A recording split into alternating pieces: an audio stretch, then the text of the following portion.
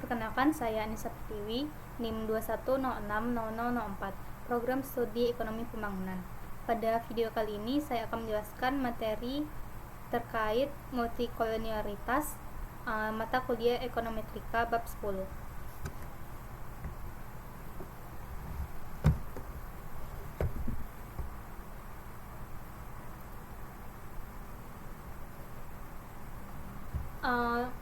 Dalam bab ini nantinya saya akan menjelaskan terkait sifat alami dari multikolonialitas,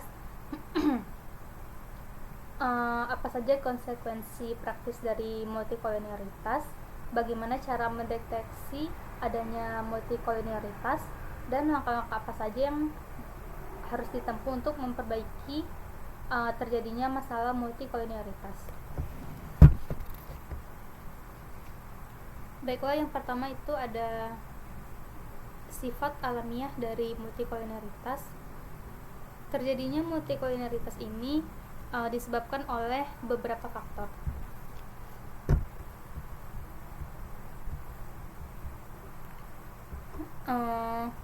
Multikolonialitas sendiri itu muncul dari peneliti yang bernama Ragnar Raffis, yang mana artinya itu keberadaan dari hubungan linear yang sempurna untuk regresi variabel K yang melibatkan variabel penjelas.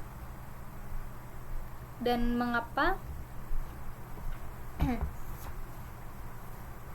CLRM atau Classical Linear Regression Model ini mengasumsikan tidak adanya multikolonialitas di antara variabel X, yaitu ada dua alasan. Jika multikolonialitas sempurna, maka koefisien regresi dari variabel X tidak dapat ditentukan dan standar errornya itu tidak terhingga. Dan jika multikolonialitasnya itu tidak sempurna, maka koefisien regresinya itu dapat ditentukan dan memiliki standar error yang besar.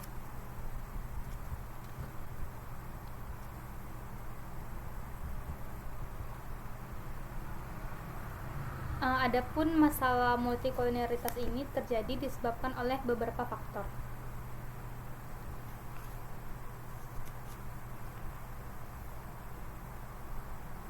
Yang pertama yaitu metode pengumpulan data yang digunakan.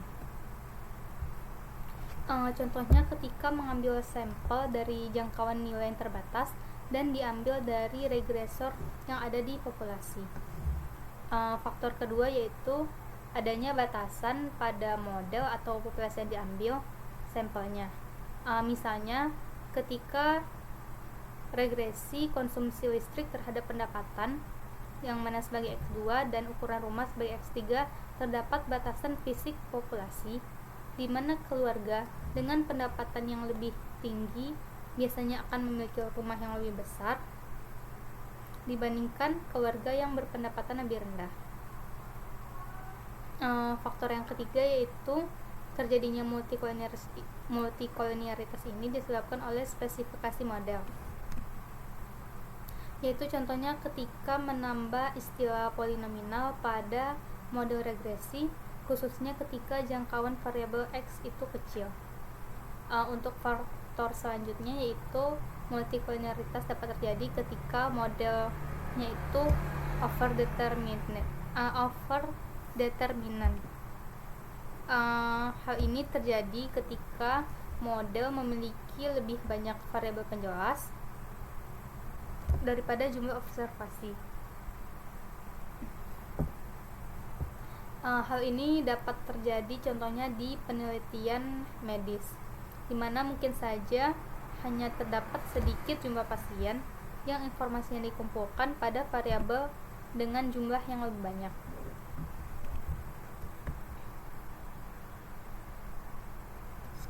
Submateri yang selanjutnya yaitu terkait estimasi pada keberadaan multikolonialitas sempurna, yang mana memiliki persamaan yaitu YI sama dengan beta 2 dikali X2I ditambah dengan beta 3 dikali dengan X3I dan ditambah dengan UI sebagai standar error.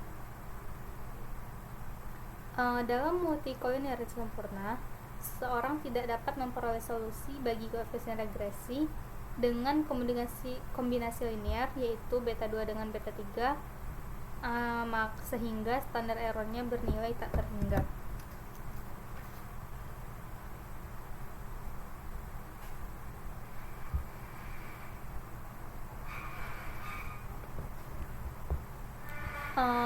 Lalu pada submateri yang ketiga, yaitu terkait estimasi pada keberadaan multikolonialitas tinggi namun tidak sempurna. Situasi multikolonialitas sempurna merupakan sebuah masalah yang ekstrim. Umumnya tidak ada hubungan linear yang tepat di antara variabel X, khususnya pada data yang melibatkan data ekonomi time series. Jadi,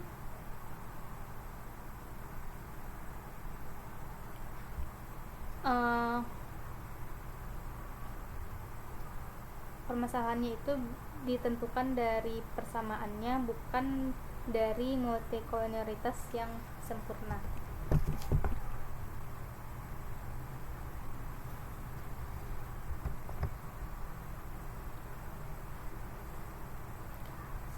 Dan muncul suatu studi yang menyatakan bahwa tidak ada alasan untuk sebuah persamaan itu tidak dapat diestimasi. Paling tidak nilainya itu cukup kecil, bahkan sangat mendekati nol, yang mana ini mengindikasikan kolonialitas yang hampir sempurna, dan dapat disimpulkan bahwa ini tidak ditentukan dari persamaan.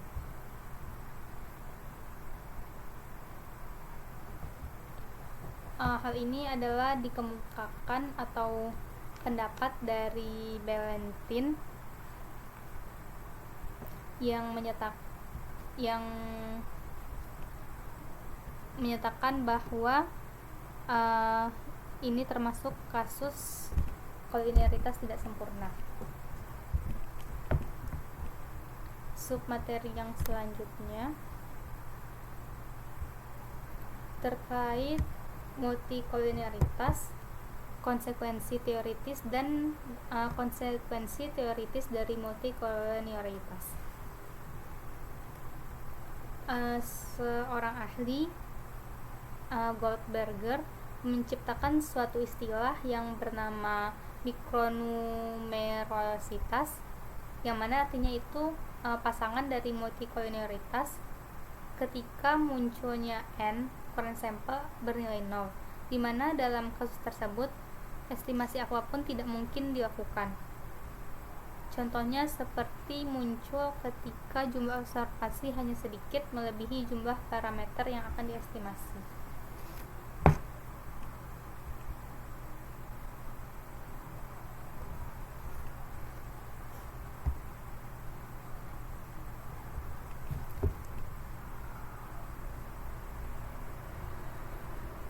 Adapun masalah dari multikolonialitas ini dalam aplikasi yang melibatkan data sekunder, maka seorang peneliti tidak mungkin dapat berbuat banyak mengenai ukuran sampel dari data yang didapat, dan harus menghadapi masalah estimasi yang cukup krusial terhadap CLRN. Yang pertama itu seperti kasus near multicollinearity, yang mana estimator OLS-nya itu tidak bias. Namun ketidakbiasan ini adalah sifat dari multisample, yang mana dengan menjaga nilai-nilai variabel dari X tetap, maka rata-rata sampel akan mengerucut pada nilai estimator populasi yang sebenarnya, seiring dengan bertambahnya jumlah sampel. Baik, selanjutnya yang kedua, konsekuensi teoritis dari multikolonialitas ini yaitu kolinearitas tidak merusak varians minimum.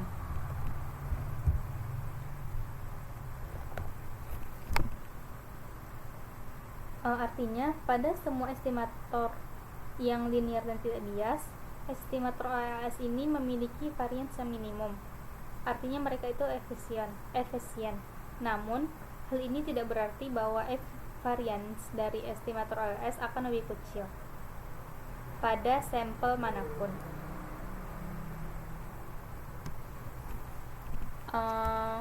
Konsekuensi teoritis yang ketiga dari multicollinears ini yaitu multicollinearitas merupakan regresi dari sampel. Meskipun variabel X tidak berhubungan secara langsung secara linear pada populasi, mereka mungkin akan berhubungan pada sampel tertentu. Mungkin saja terjadi dalam satu sampel yang digunakan dalam menguji FRP. Kolinearitas sebagian atau seluruh variabel X ini sangat tinggi, sehingga kita tidak dapat mengisolasi dampak individu dari mereka terhadap variabel Y.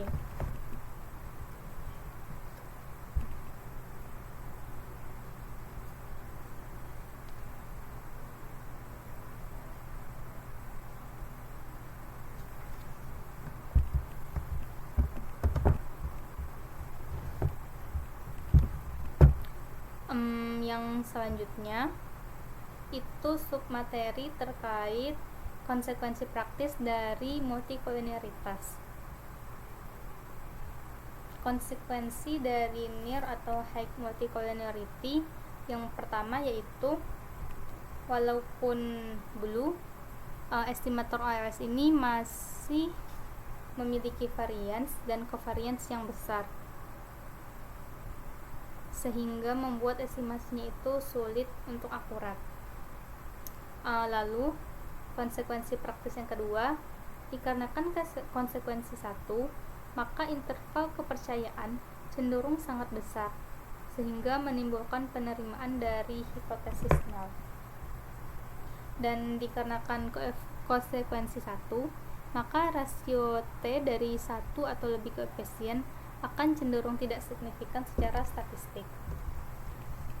Konsekuensi yang ketiga yaitu walaupun rasio T dari satu atau lebih koefisien secara statistik tidak signifikan, namun R-square-nya itu yang mana ukuran goodness of fit suatu model secara keseluruhan itu masih akan berkemungkinan sangat tinggi, karena estimator OLS dan standar R-nya itu dapat bersifat sensitif terhadap perubahan kecil yang ada pada data.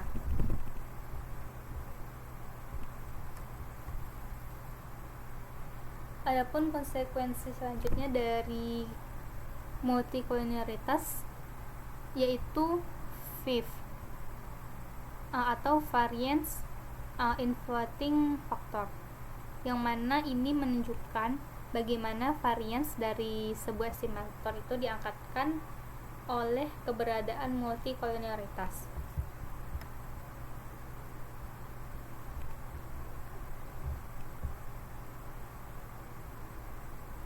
Seiring dengan R-square-nya itu mendekati 1, maka VIF mendekati tak terhingga, yang mana hal ini menunjukkan jangkauan collinearitas itu meningkat dan varians dari estimator juga meningkat pada suatu nilai batas menjadi tak terhingga. Namun nilai R-square yang tinggi terkadang hanya memiliki sedikit rasio T yang signifikan. Contohnya pada kasus collinearitas yang tinggi, satu atau lebih koefisien kemiringan parsial secara statistik tidak signifikan berdasarkan uji T. Namun secara keseluruhan, nilai T yang tidak signifikan ini memiliki nilai R-square yang sangat tinggi.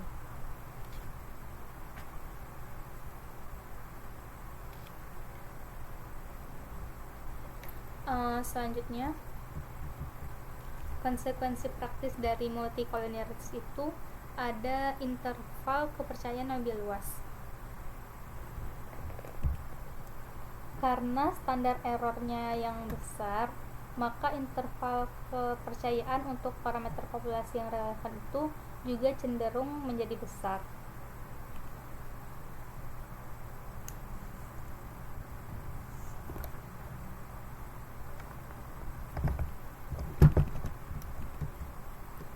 Oleh karena itu, pada kasus high multicollinearity, data sampel mungkin sesuai dengan kumpulan hipotesis-hipotesis yang berbeda, namun probabilitas untuk menerima hipotesis itu akan salah. Hipotesis kesalahan itu akan meningkat, seperti kesalahan tipe 3. Konsekuensi praktis yang selanjutnya yaitu rasio T ini yang tidak signifikan.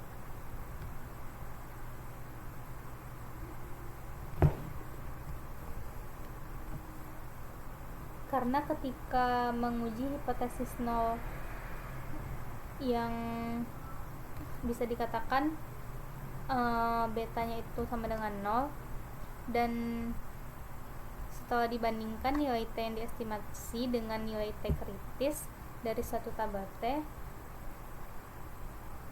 maka standar error yang diestimasinya itu akan meningkat secara dramatis, sehingga membuat nilai T itu akan menjadi lebih kecil.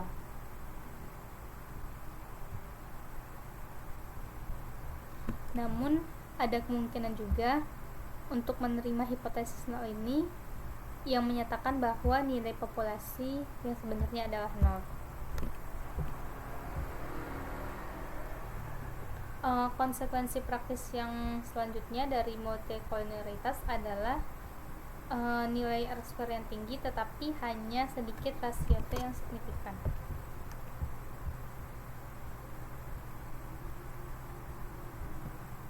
Karena pada kasus nilai collinearitas yang tinggi ini, kemungkinan akan menemukan satu atau lebih koefisien parsial yang secara statistik itu tidak signifikan berdasarkan uji T. Namun nilai R-square pada situasi ini akan sangat tinggi.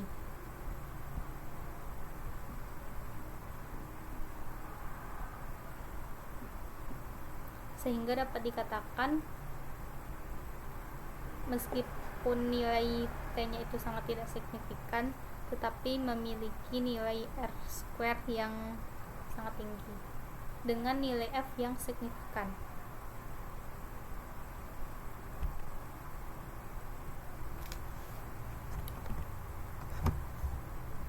Selanjutnya kita masuk pada submateri yang ke-7 terkait pendeteksian multicollinearitas. Ada 6 hal yang dapat dikatakan sebagai pertimbangan aturan baku yang dapat mendeteksi terjadinya suatu multicollinearitas. Yang pertama yaitu ketika nilai R-square yang tinggi tetapi hanya sedikit rasio T yang signifikan. Misalnya jika R-square-nya itu tinggi lebih dari 0,5 dan uji F pada sebagian besar kasus akan menolak hipotesis yang menyatakan bahwa koefisien kemiringan parsialnya itu secara simultan sama dengan 0. Tetapi uji T individualnya ini akan menunjukkan bahwa tidak ada koefisien kemiringan parsial yang tidak 0.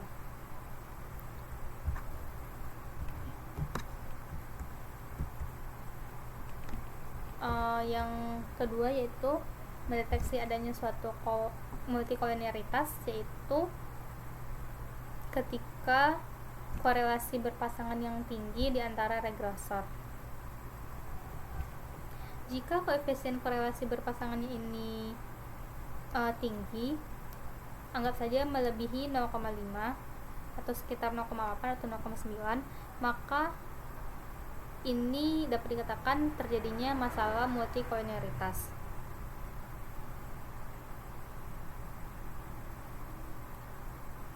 Yaitu terjadi korelasi zero order, yang mana ini adalah kondisi yang cukup tetapi tidak harus bagi keberadaan multicollinearitas, karena hal itu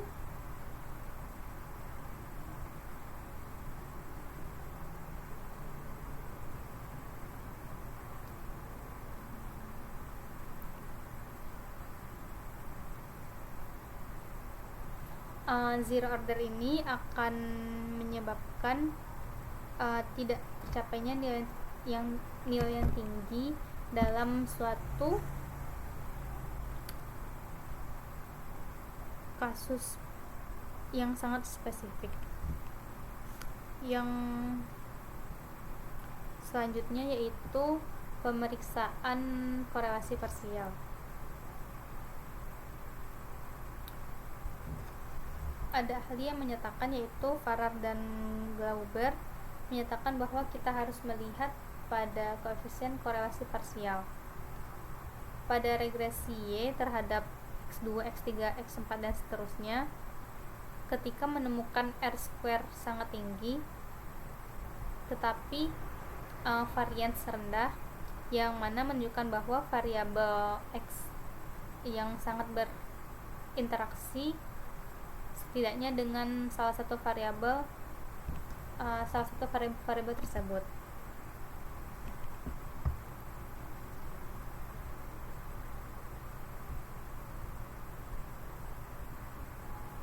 Maka ketika R² semuanya berkorelasi parsial bernilai cukup tinggi, hal ini menunjukkan bahwa uji korelasi parsial ini tidak efektif karena korelasi parsial ini sesuai dengan pola multikolinearitas yang berbeda.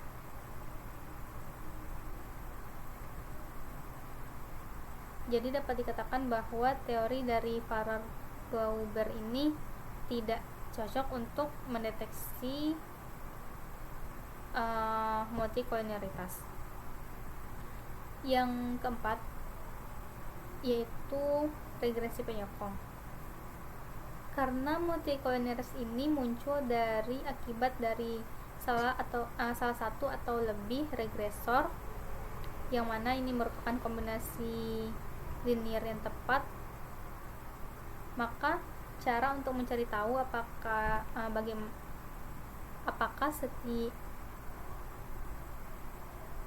cara mencari tahu variabel X yang berhubungan dengan variabel X lainnya yaitu dengan melakukan regresi setiap variabel X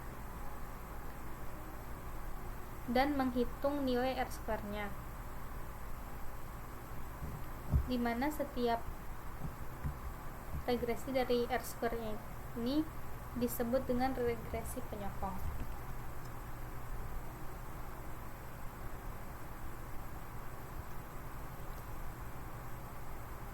Jika nilai F hitung melebihi nilai Fi pada tingkat signifikansi tertentu,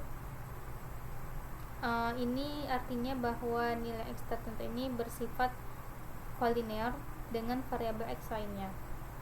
Dan jika nilai F hitung tidak melebihi nilai Fi, maka dapat dikatakan bahwa variabel X-nya ini tidak kolinear dengan variabel X lainnya.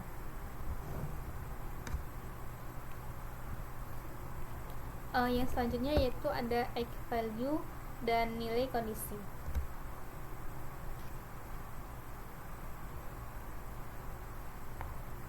Dalam aplikasi seperti Fuse dan Stata, kita dapat menemukan eigenvalue dan indeks kondisi ini. Dua metode ini digunakan untuk mendeteksi terjadinya suatu multikolinearitas.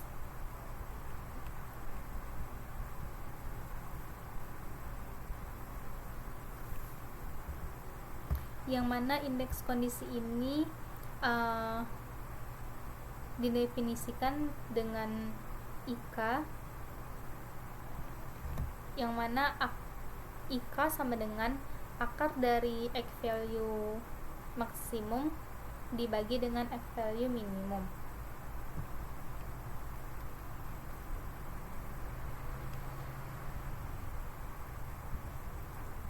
Selanjutnya itu ada tolerance dan VIF atau variance inverting factor.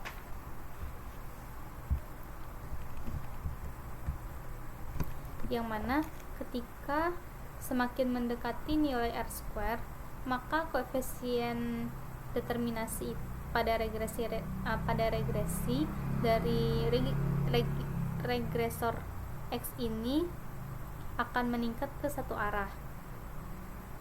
Dan ketika koliniaritas dari X ini meningkat, maka VIF juga akan meningkat hingga mencapai batas tertentu, sehingga VIF dapat bernilai tak terhingga. Dan jika nilai VIF ini melebihi 10,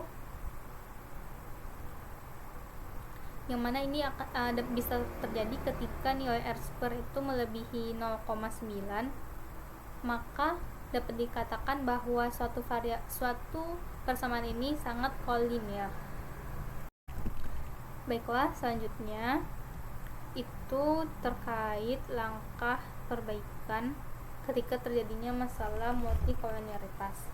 Kita memiliki dua pilihan ketika terjadi masalah multikoliniaritas.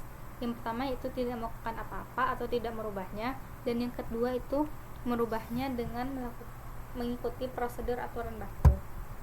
Adapun yang pilihan pertama yaitu tidak melakukan apa-apa, seorang peneliti mengemukakan pendapatnya, yaitu Blanchard mengatakan bahwa multikoliniaritas ini pada dasarnya adalah masalah defisiensi data yang terkadang itu memang wajar terjadi, dan kita tidak memiliki pilihan terhadap data yang tersedia bagi analisis empiris, sehingga tidak perlu melakukan perubahan pada data. Adapun pilihan kedua yaitu kita mengubahnya dengan mengikuti suatu prosedur aturan baku yang telah ditetapkan. Adapun masalah multikoliniaritas ini bisa terselesaikan bergantung pada seberapa tingkat keparahan untuk masalah koliniaritasnya. Ada beberapa prosedur. Yang pertama yaitu mengumpulkan informasi dugaan sebelumnya. Setelah itu kita mengkombinasikan data cross section dengan data time series, lalu mengeluarkan variabel dan bias spesifikasi, lalu melakukan transformasi variabel.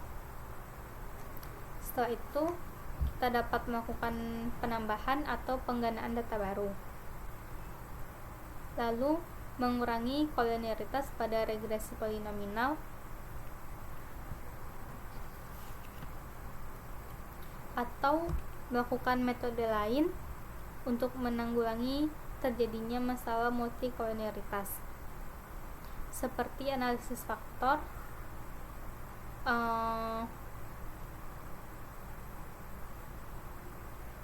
ataupun komponen utama seperti teknik right regression,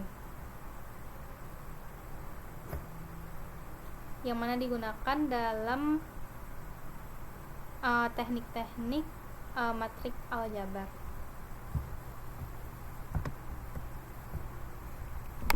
Baiklah, sekian terkait multikoliniaritas yang dapat saya sampaikan. Semoga bermanfaat. Wassalamualaikum warahmatullahi wabarakatuh.